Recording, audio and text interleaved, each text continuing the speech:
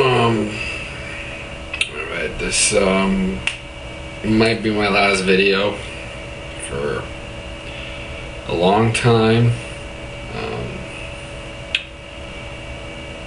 It's gonna be about the tough episode that was, I suppose, last night, because it's after midnight here, and about just a reminder about the TCA Draft on Friday. I'll get to that at the end. Alright, now this episode kind of starts off, we get the recap of the fight. It's kind of pretty self-explanatory. Blake got injured, kind of got pounded on. It didn't look that bad before he got injured, but he didn't look all that great. Landed a couple nice knees in the clinch. Dana, I think, overplayed those, saying that he could hear everything. I don't think you really can. They weren't that good at knees, but maybe they were, and we just didn't realize it. So anyways, Matt Hughes doesn't really punish the team this time, which is good, because I don't like that. I know people are going to say it's not punishment, but working your team just because someone lost, kind of is a crap move to me, but that's me and how I've trained and all that. Just an opinion. Mac turns on Blake Bowman because he gets pissed that he lost to Richie Hightower, and also that apparently he's friends with Andy Wang, which I don't understand actually, because I don't think he's ever trained with Andy Wang, but whatever.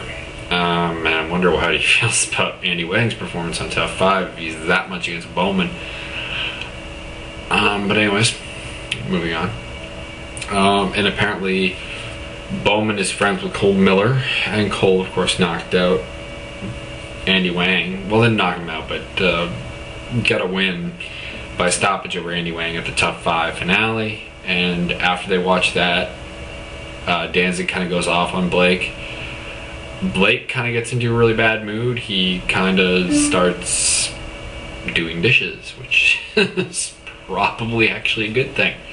But it's clear that Danzig picking on him, calling him not a real fighter and all that, is getting to him. And Team Sarah makes this, I think, soy milk jug into like a Mac Danzig impression of Ben Saunders and Troy. Can't believe I can't remember his name now. I'm gonna say Mandalones. There we go, Mandalones. Can't believe I forgot his name. He just had the fight. Yes.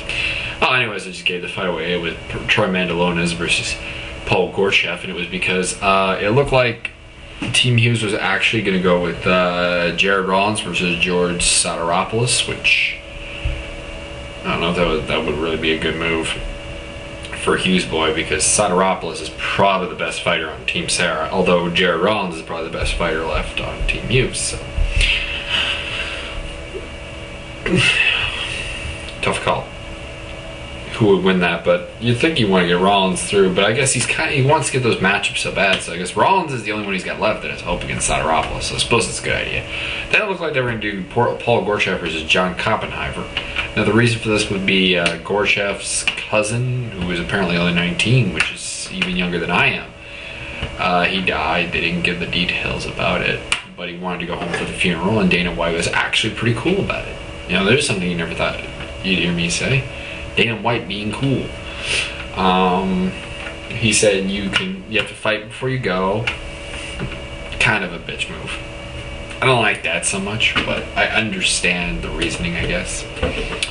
And you can go home, you can come right back. Although actually I don't know if he'll come back now that he lost to Mandalones, which I just gave away the ending of the fight. I'm very bad at this today. This is what happens when you don't script your videos. Not so good. Well, anyways, moving on. Anyways, they ended up picking Mandalones, Troy Rude Boy Mandalones. Apparently Mandalones likes to strike, has good KO power, and started in BJJ with BJ Penn. So, should have some good ground skills. Paul Gorchev, apparently very good on the ground, but they didn't say anything about his striking, and I can say from the fight, it looked pretty terrible. But, anyways, Troy comes out, hits Paul a couple times. Paul pulls guard and pulls Troy down to the mat. He tries for a couple of submissions. Actually, he looked really good on the ground, I must say. Actually, I would agree. Paul Gorchev had a very solid ground game, but Troy stayed out of the submissions pretty good. Worked a little bit of ground and pound, and apparently didn't really try to pass the guard. And I don't know if I would have liked that if I was the coach. But anyways, they get stood back up, and Troy hits Paul a couple times. Paul isn't really landing anything, and then Troy hits him right on the button, and he goes down. And Matthews makes this whole stink about, why did you stand and bang with him? Hughes, I mean, he took the fight to the ground, didn't get it done, and the knockout didn't come much after. So after the stand-up, so I don't know. I think that was Hughes being a bit of a crybaby. Just my opinion. Probably shared by a few others though, like Matt Serra. Nice to see Matt Serra actually came to talk to Paul about, him getting knocked out, and worked in that classic line. At least it wasn't a spinning back fist. But anyways, so Paul loses, goes home. He's gonna go to the funeral. We'll see if he comes back. I thought if he won, I think he definitely would have come back. But now that he's lost, I'm not sure if he would come back. Mac Danzig, I think, actually is bipolar, because he seems like a nice guy a lot of the time, but a complete jerk off. Oh, I forgot, he was like helping the bees and flies and stuff, and getting mad when some people killed them, which was, get used to it. I mean, I'm a little like that, I guess. I mean, I don't kill bugs just because they're there, but I don't know if I'd save a bee from the pool either, but whatever. Kind of in the middle, I guess. So anyways, that does it for the tough episode. Of course, Matt Hughes' team now has to win the last 3 fights in order to keep Matt Serra from having control. That would leave John Koppenheimer, George Soteropoulos, and Ben Saunders on Team Serra, and on Team Hughes, Dan Barrera, Tommy Spear, and Jared Rollins. Now, I think Hughes' team is better, but I think the key is George Soteropoulos can beat any of them. The only one that I think can beat him is Jared Rollins. At the same time, I don't see Koppenheimer being able to win many, so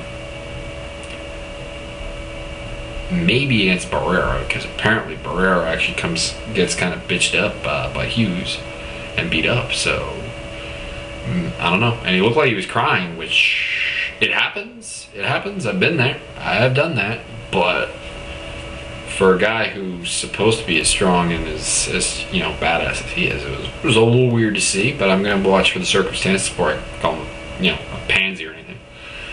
Now for the TCA draft, that is on Friday, which is this Friday, the 19th, which is tomorrow, because it's, like I said, after midnight.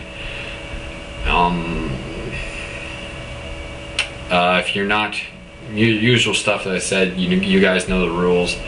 If you can't make it, send a draft sheet, which is like, a couple of notes about who you want picked, or weight classes you want picked, or qualities you want in fighters, whatever is important to you, to someone like Byron Gianori gave to me. So I'll be drafting for the BC Berserkers and also my Toronto Wolverines. So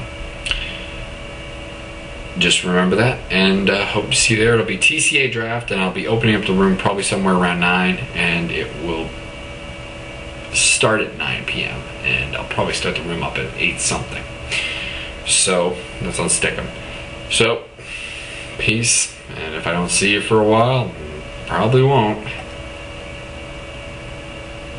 Have a good Christmas if it takes that long.